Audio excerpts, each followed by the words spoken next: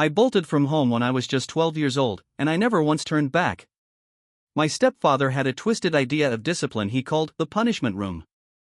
It wasn't really a room at all, just our damp, freezing basement where the concrete floor was cracked, the air smelled like moldy cardboard, and the shelves held nothing but forgotten junk. He thought locking me in there was the best way to keep me under control. It was silent, isolating, and terrifying enough to keep me in line. That night, my so-called mistake was daring to study after 9 o'clock. I'd buried my tiny desk lamp under layers of clothes so a sliver of light could escape while I crammed for a big biology test. My stepfather enforced lights out like it was scripture, not because he cared about my rest but because it gave him power. When his heavy hand suddenly clamped down on my shoulder, the blood in my veins turned to ice. He leaned close and whispered, "What part of 9 o'clock lights out don't you understand?" He never raised his voice, he didn't need to. The quiet tone was always more frightening than shouting. My voice shook as I tried to explain, "I have a biology test tomorrow," even though I knew it wouldn't make a difference. His grip tightened until sharp pain radiated through my shoulder. 3 days without food, he said flatly, as if announcing the weather. Maybe then you'll figure out time management. Then he dragged me to the basement door, ripped my biology textbook apart page by page, and let the shredded pieces rain to the floor.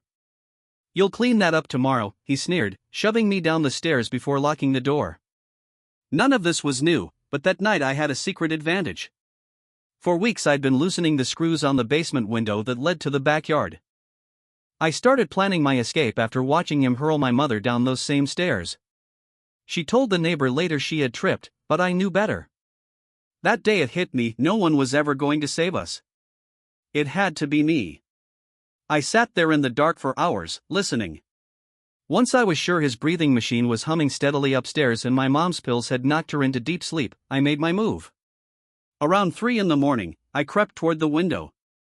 Every creak of the old wooden steps made my heart race, but when I pressed the frame, it opened silently. I squeezed through, carrying only my school backpack stuffed with clothes, my birth certificate I'd swiped from my mom's filing cabinet, and $340 saved from tutoring kids at the library. Mrs. Rodriguez, who paid me in cash, always pretended not to notice the bruises under my sleeves. I couldn't risk showing up at a friend's place, it'd be the first place they looked. Instead, I headed to school, slipping in through the broken gate behind the gym. A week earlier, I had stashed a sleeping bag in the equipment shed for this very moment. For 2 weeks, that dusty little shed became my hideout. I slipped into the locker rooms before dawn to wash up, blended into the crowd during the day, and kept my grades spotless. At lunch I tutored classmates, acting like everything was normal, trying my hardest to disappear in plain sight. Teachers never questioned me because my work was always flawless. No one thought to look closer. Then one morning, everything shattered when the Amber Alert hit. It was during English class. Phones lit up all around me, buzzing in unison. My picture flashed across their screens. Missing child. Possible abduction. My stomach knotted so tight it hurt. That evening, the local news broadcasted my stepfather's tearful plea. He held my hollow-eyed mother in his arms, speaking with perfect trembling concern for the cameras. "Please bring our daughter home," he begged, looking like the model parent. But I knew the truth. This was the same man who had yanked my shoulder out of its socket teaching me to swing a bat, the same man who left our dog outside to freeze to death. The next day at school was torture. Everyone whispered, comparing faces, scanning the halls like detectives. I ate in bathroom stalls, kept my hoodie low, and tried to stay invisible. My luck finally snapped during a free period. Exhausted, I dozed off behind the tall biography shelves in the library. When Mrs. Amanda, the librarian, spotted me, recognition hit her face instantly. She didn't say a word, just walked away. Panic shot through me. I snatched up my bag, ready to bolt, but before I could, she returned quietly, her expression soft with concern. "Carrara," she whispered. "Come to my office." With no way out, I followed her, my mind racing through possible escape routes. She closed the blinds, sat across from me, and said carefully, "Everyone's looking for you." But her voice wasn't accusing, it was gentle, almost protective. She asked if I was safe at home. Instinct told me to lie like always, but the kindness in her eyes broke through. Instead, I rolled up my sleeves, showing her the round burned scars from extinguished cigarettes. Then I lifted my shirt just enough to reveal the belt marks carved into my back. My voice barely audible, I said, "There's more, but you get the idea." Without hesitation, she picked up the phone, not to call my parents, but social services. Then she slid her lunch across the desk, a turkey and Swiss sandwich on wheat, with apple slices. It was the first proper meal I'd had in days. When the social workers came, they documented every bruise and scar, and for once, adults listened. They believed me. By that evening, police had collected proof. Blood stains on the basement wall, a filthy bucket used as a toilet, and medical records of my mother's repeated injuries. My stepfather was in handcuffs before nightfall. Mrs. Amanda held my hand while we watched them drag him away. Everyone said it was a slam-dunk case. The prosecutor promised at least 20 years. But when the trial began, and the judge walked in, I felt the air leave my lungs. My whole body froze. The moment the judge entered, I recognized him instantly. His face was burned into my memory from every smiling photograph in my stepfather's office. He wasn't a stranger, he was my stepfather's oldest friend, his college roommate from 30 years back. When his eyes met mine, he gave a thin, cold smile before calmly beginning to read his ruling. After reviewing the evidence, I am ordering immediate family reunification. The words crashed over me like a tidal wave. My chest hollowed out, and it felt like the floor had disappeared beneath me. All the hope I had clung to drained away in a single breath. The phrase repeated in my mind like an echo chamber, family reunification. That meant I was being sent back. Back to the same man who had spent years tearing apart my sense of safety, back to the monster who made me believe I wasn't worth protecting. My legs turned to stone, my body paralyzed by disbelief and fear. Behind me, Mrs. Amanda shot up from her seat. Her voice rang through the courtroom, fueled by anger and desperation. "You have to recuse yourself, this is a blatant conflict of interest." She gripped the wooden barrier so hard her knuckles went white. Security officers closed in on her quickly, ready to drag her away if necessary. Papers scattered across the prosecutor's desk as he frantically searched for the conflict of interest form. When he found it blank, his face sank in horror. Meanwhile, the judge leaned back casually, his voice slow and deliberate as he dismissed her protest. "I have no legal obligation to recuse myself over a casual acquaintance. There is nothing improper about my involvement here." That calmness was chilling. I glanced toward my stepfather, and in that moment, he adjusted his tie with a faint smirk tugging at his lips. He didn't need to say anything, the message was clear. He thought he had already won. Beneath the table, my foster mother squeezed my hand, her grip trembling but firm. "We'll appeal," she whispered, though even she sounded unconvinced. A social worker was already approaching with transition paperwork in hand, sealing the decision. Mrs. Amanda made one last desperate attempt, begging to speak privately with the judge, but security intercepted her. They forced her toward the exit as my stepfather rose slowly to his feet, feigning relief like some devoted parent. His eyes never left mine, daring me to defy him.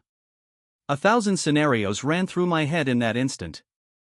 Should I scream, fight, prove them right that I was unstable?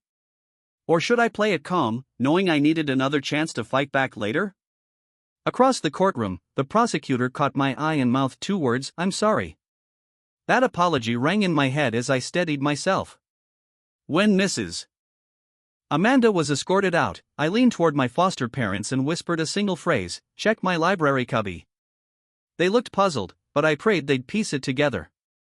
Back home, my nightmare picked up right where it had left off. My stepfather doubled down on surveillance, tearing through my backpack every evening, looking for hidden notes or contraband. I had already planned for this, concealing a flash drive filled with recordings inside my calculator. At school, I transferred it into the lining of my shoe, staying just a few steps ahead of his paranoia. Not long after, Mrs. Amanda vanished from school. Rumors spread fast, she'd been removed after her outburst in court, her job now under review. Losing her felt like the floor dropping out again until the substitute librarian, Ms. Alicia, flashed me a discreet hand signal. It was the same sign Mrs. Amanda had once taught me, a silent way to confirm trust. I responded carefully, NMS. Alicia's eyes lit up in quiet relief. A day later, she slipped me a coded message in class. She was part of a protection network Mrs. Amanda had set up, and I wasn't as alone as I thought. At home, though, I discovered another layer of control. My mother's prescriptions had been increased drastically. She floated through the days in a daze, her mind clouded, her voice barely present. My stepfather had turned her medication into a weapon, reducing her to a silent, compliant shell who couldn't testify against him. I couldn't stand by and watch. Quietly, I began reducing her doses, stashing away the extra pills while making the logs look untouched. Day by day, she started to come back, her clarity slowly returning. But my stepfather noticed. His suspicion led him to schedule an emergency doctor's visit to restore his grip. By then, I had already set another plan in motion. During a computer class, I created a hidden email account, slipping past the school's filters. I wrote one short, urgent line to a contact in the federal prosecutor's office, evidence available. Urgent. The reply was immediate. I was told to leave the evidence at a local grocery store, a spot Mrs. Amanda was known to frequent. With my mother lucid enough to walk beside me, we used a shopping trip as cover. I slipped the flash drive into place and walked out like nothing had happened. Days later, the fallout was explosive. Federal marshals stormed into the judge's weekly poker night, dragging him away in handcuffs in front of his closest friends. My stepfather could only watch, stunned and powerless, as his most important ally became the center of a national scandal. From that point, everything shifted. The case was reassigned to a new judge, a woman known nationwide for her dedication to child welfare and her intolerance for corruption. She immediately scheduled an emergency hearing. My stepfather had just 3 days to prepare. 3 days of tighter control, frantic attempts to cover his tracks, and escalating threats. But the tide had turned. This was no longer just a family court matter, it had become a public battle, backed by federal oversight and relentless media attention. For the first time in years, I felt something fragile but real ignite inside me. Hope. When the day of the emergency hearing arrived, the courtroom was unrecognizable. Federal prosecutors filled the benches, shoulder to shoulder with state officials. The fight was no longer mine alone. The courtroom was overflowing that day.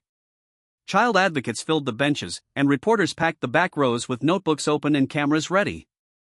What had started as a quiet, hidden family case had erupted into something far bigger, a public reckoning. My mom testified first. With her medication now managed by real doctors, she finally spoke clearly. She described the years of control, the emotional and physical abuse, and the constant manipulation she endured.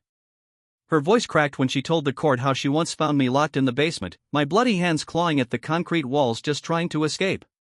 Then came the recordings. The prosecutors played them, and the entire room fell silent.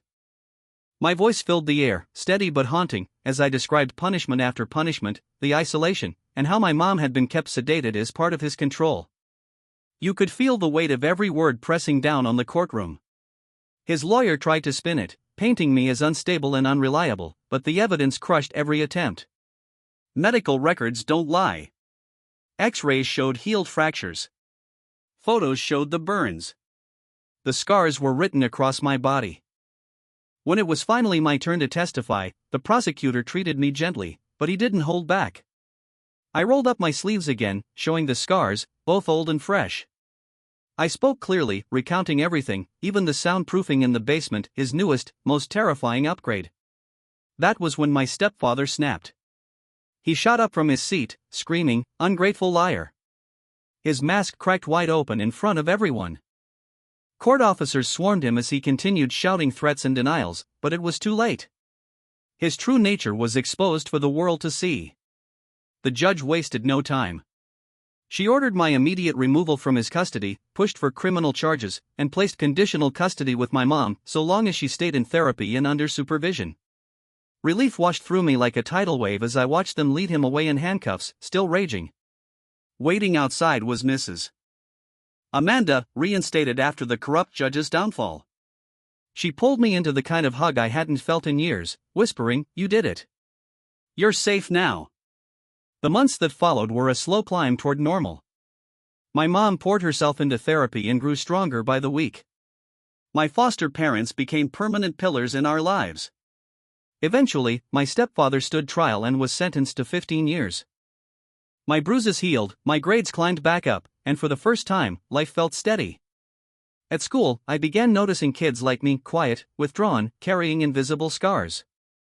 I helped them with chemistry during lunch, but quietly I also taught them how to keep records, how to look for safe allies like Mrs. Amanda, and how not to give up.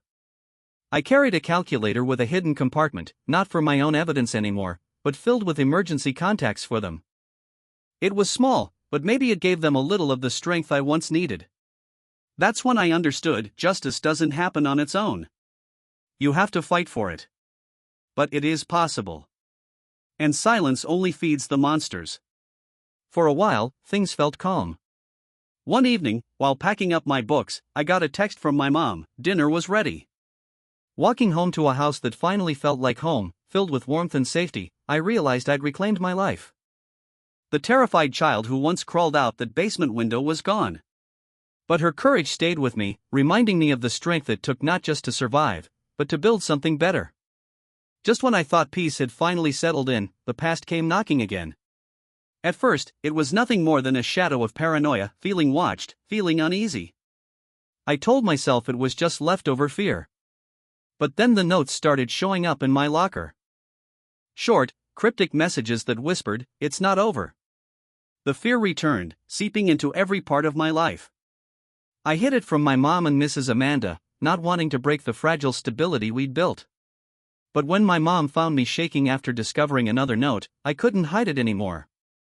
We went straight to the police, but the notes were clean, no fingerprints, no leads. Cameras showed nothing. Then came the text: "You destroyed my family. Now I'll destroy yours." My stomach dropped. The sender was anonymous, but I knew this wasn't a joke. Investigators dug deeper, and the truth came out. My stepfather's younger brother, someone I barely knew even existed, had been lurking all along, driven by rage and a warped sense of loyalty. To him, I had betrayed his brother. To him, revenge was the only way to make it right. He had been planning to come after us. Authorities caught him before he could act, but the damage was already done. My sense of safety shattered all over again. Watching him taken away reopened every wound I thought had healed. That's when it hit me: recovery isn't a straight line. Safety isn't something permanent, it's something you fight for, again and again. But this time, I wasn't fighting alone. My mom, Mrs. Amanda, my foster parents, even the kids I had quietly helped, they were all at my side. From that final storm came something unexpected. The media turned their attention back to me, but not to highlight tragedy this time. They focused on resilience, on hope. My story spread far beyond our town, reaching people I'd never meet. Letters started coming in from strangers who had lived through their own nightmares. They thanked me for speaking out, for reminding them they weren't alone. Out of that, a seed grew. With Mrs. Amanda, my mom, and local advocates, we launched the Hope Initiative. A community hub for young survivors, a place with counseling, legal support, mentors, and resources. It blossomed quickly, supported by donations from people who believed in it. One evening, standing on a stage in front of a crowd of survivors and allies, I shared my story openly. I talked about the fear, the setbacks, and the strength I found in others. I ended with words I wished someone had told me years ago: "My past doesn't define me, and neither does yours. Together, we heal. Together, we make sure no one faces this alone." The applause that followed wasn't just for me. It was for every kid who had ever survived, for every voice that had once been silenced. Now, every morning, when I walk through the doors of the Hope Initiative, I know my journey wasn't about running from the past. It was about transforming it. Turning pain into purpose. And in that purpose, I finally found my peace.